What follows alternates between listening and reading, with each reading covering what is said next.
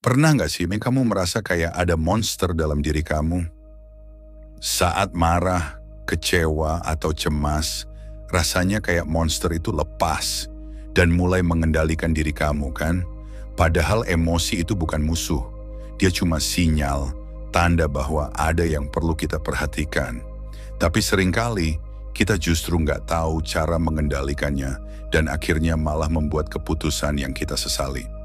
Di video ini, aku bakal kasih tahu gimana cara mengendalikan monster emosi yang ada dalam diri kita, supaya kita bisa tetap tenang dan bijak dalam menghadapi segala situasi. Yuk, simak terus! Emosi itu bagian alami dari diri kita. Nggak mungkin kita bisa hidup tanpa marah, takut, cemas, atau sedih.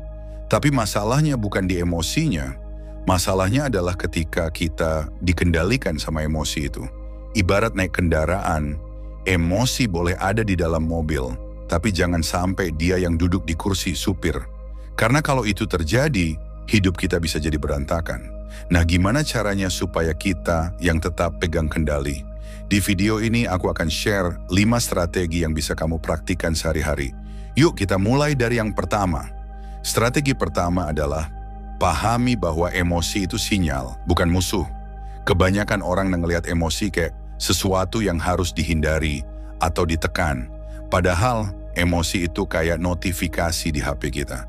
Dia muncul buat ngasih tahu ada sesuatu yang perlu diperhatikan.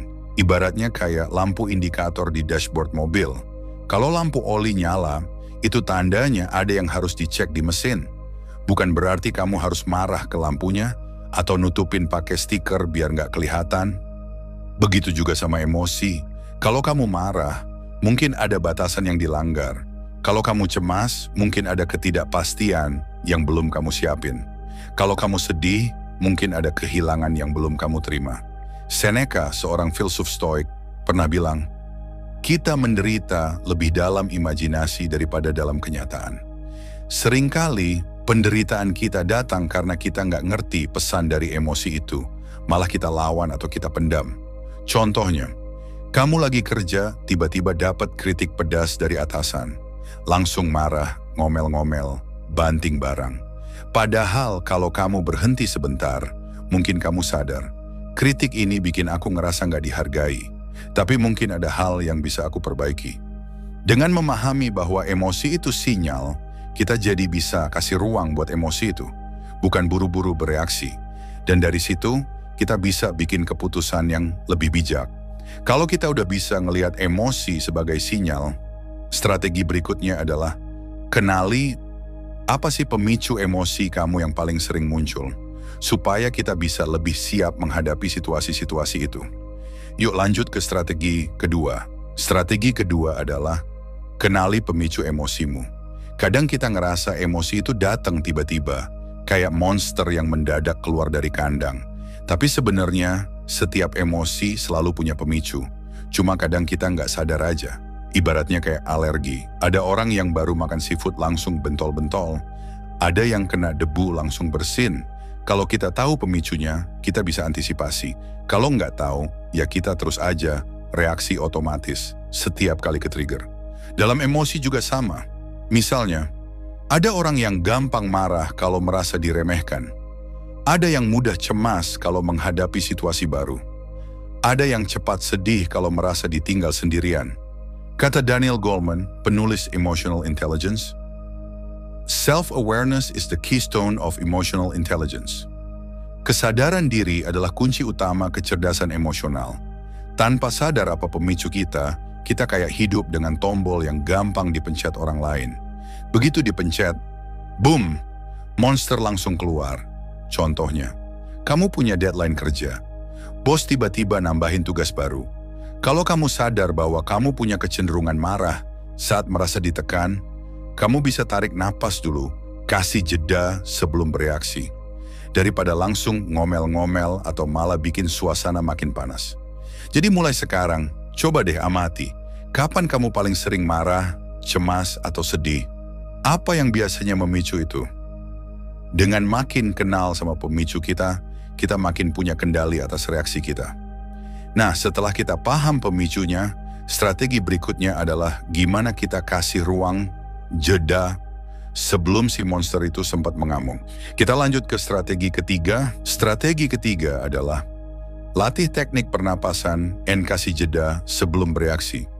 Kadang monster emosi itu kayak ombak gede. Begitu datang, langsung mau nyeret kita ke tengah. Kalau kita ngikutin arus, bisa-bisa kita tenggelam. Tapi, kalau kita bisa berhenti sebentar, tarik napas, kita bisa tetap tenang di atas papan surfing. Nggak semua ombak harus kita lawan, nggak semua emosi harus langsung kita respon. Dalam tubuh kita, emosi kuat kayak marah atau takut memicu reaksi fight or flight. Napas jadi pendek, detak jantung naik, otot tegang. Nah, dengan memperlambat napas, kita kirim sinyal ke otak. Hey, situasi ini aman kok. Ada teknik sederhana. Tarik napas 4 hitungan, tahan 4 hitungan, hembuskan 4-6 hitungan. Ulangi beberapa kali, ibarat tombol pause di video. Kita kasih jeda buat otak berpikir sebelum monster emosi ngambil alih. Kata Viktor Frankl, penulis Man's Search for Meaning. Between stimulus and response, there is a space. In that space is our power to choose our response. Di antara pemicu dan respon selalu ada ruang. Dan di ruang itu ada kekuatan kita untuk memilih. Contohnya, kamu lagi di jalan tiba-tiba ada pengendara lain nyerobot. Refleks mau marah, klakson panjang, tapi kalau kamu sempat tarik napas dulu, kamu bisa milih.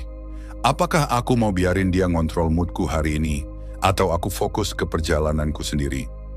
Dengan latihan pernapasan dan jeda ini, makin lama kamu makin gampang melatih monstermu buat nggak meledak sembarangan. Nah, setelah kita punya kemampuan kasih jeda, strategi berikutnya adalah bagaimana kita bisa mengubah dialog batin kita supaya si monster makin jinak. Kita lanjut ke strategi keempat. Strategi keempat adalah ubah self-talk atau dialog batin kita. Kadang tanpa kita sadari, monster emosi makin besar karena kita sendiri yang ngasih makan dia. Lewat pikiran-pikiran negatif yang terus diputar di kepala. Ibaratnya kayak kamu punya burung beo di dalam kepala.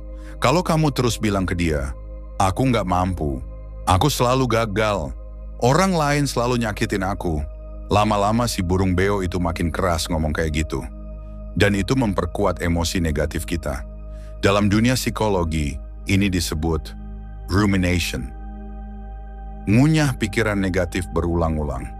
Kalau kita nggak sadar, bisa-bisa kita malah makin marah, makin cemas, makin sedih, padahal situasinya nggak seburuk itu.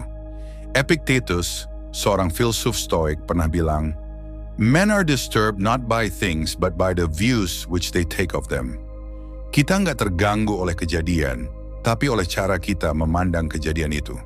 Contohnya, teman kamu nggak balas chat seharian. Kalau self-talk kamu bilang, pasti dia udah benci sama aku.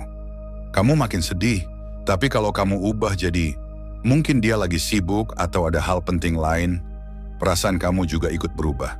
Jadi mulai sekarang, perhatikan deh, apa yang kamu bisikkan ke diri sendiri waktu lagi emosi? Kalau ternyata isinya negatif terus, coba pelan-pelan ganti dengan kalimat yang lebih netral atau positif. Ingat, bukan berarti kita harus toxic positivity ya. Maksudnya bukan pura-pura happy. Tapi kita belajar kasih makna yang lebih sehat ke setiap situasi. Nah, kalau self-talk kita udah makin positif, strategi terakhir adalah bangun kebiasaan positif yang bisa bantu kita tetap stabil secara emosi. Yuk, kita lanjut ke strategi kelima. Strategi kelima adalah bangun kebiasaan positif yang bantu kamu tetap stabil secara emosional. Emosi itu kayak ombak, nggak bisa kita hilangkan sepenuhnya. Tapi kalau kita punya pondasi kuat, kita bisa tetap berdiri bahkan saat gelombang datang. Ibaratnya kayak otot. Kalau kamu jarang olahraga, dikit-dikit keseleo.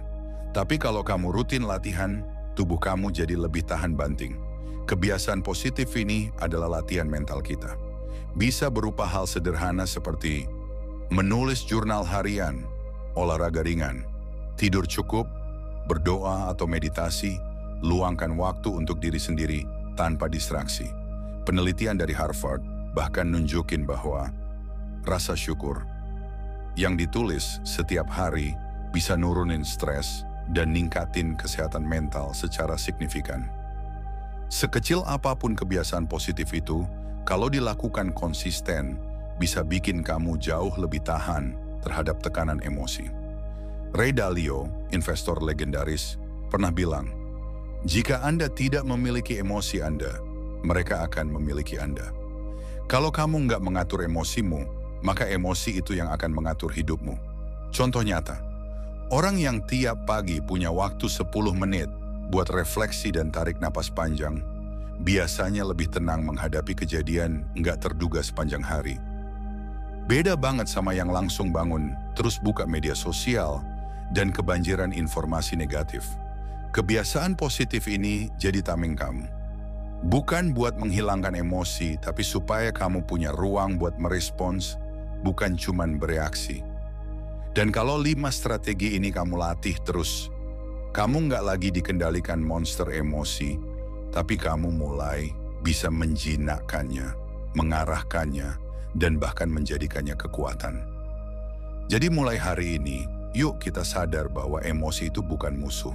Mereka cuma sinyal. Tapi kalau kita salah respon, bisa berubah jadi monster yang merusak. Kamu punya kekuatan untuk mengendalikannya.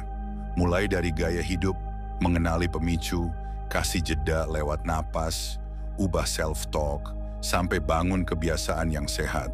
Ingat, kamu nggak sendiri. Semua orang pernah dikuasai emosi. Tapi bedanya, orang yang mau belajar bakal jadi jauh lebih kuat.